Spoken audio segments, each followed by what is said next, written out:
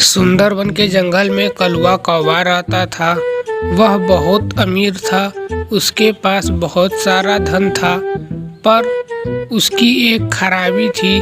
खराबी यह थी कि कोई भी पंछी उसे आसानी से बेवकूफ़ बना के चला जाता था।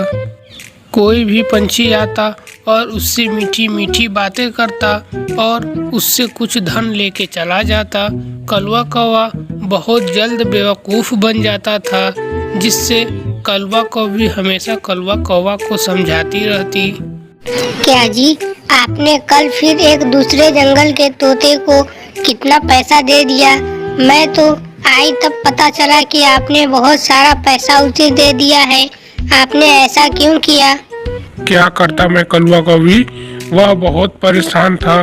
दूसरे जंगल से स्पेशली मुझे ही मिलने के लिए आया था। उसकी दादी बहुत बीमार थी, उनको इलाज के लिए शहर में लेके जाना था और बहुत पैसों का खर्च था उसके ऊपर। कई जगह से उसने कर्ज भी ले रखा था। मुझसे आके उसने मदद मांगी तो मैं मना नहीं कर पाया। आखिर हम लोगों के पास धन की कमी थोड़ी है। मैंने कुछ धन उसे दे दिया।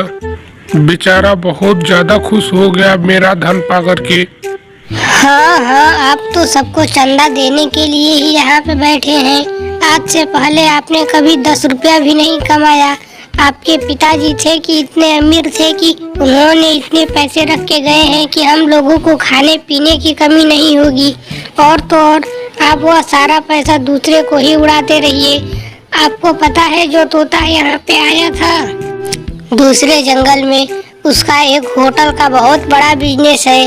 वह आपको बेवकूफ़ बना के यहाँ से पैसे लेके गया। बस वह ऐसे ही आया था, उसके पास पैसे की कमी थोड़ी है। अरे क्या कहा तुमने? वह झूठ बोल रहा था मुझसे। यह तो बहुत बुरी बात है। बहुत गंदे गंदे लोग रहते हैं जंगल में। मैं क्या करूं? मैं थोड़ा सीधा हूं और लोगों की बातों में आसानी से आ जाता हूं। देखिए, आगे से कभी भी किसी की बातों में आकर के पैसे मत दीजिएगा। अगर किसी को उतना ही ज्यादा जरूरत होगी तो आप बोल दीजिएगा कि मुझसे आके बात करें।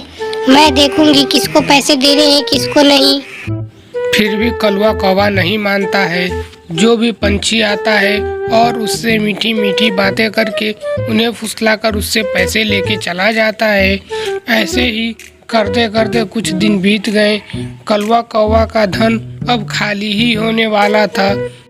फिर कलवा कौवी कलवा कौवा को समझाती है, मत करिए जी, आपको कितनी बार मैं समझा चुकी हूँ। आखिरकार आपने हमें रोड पर ला ही दिया।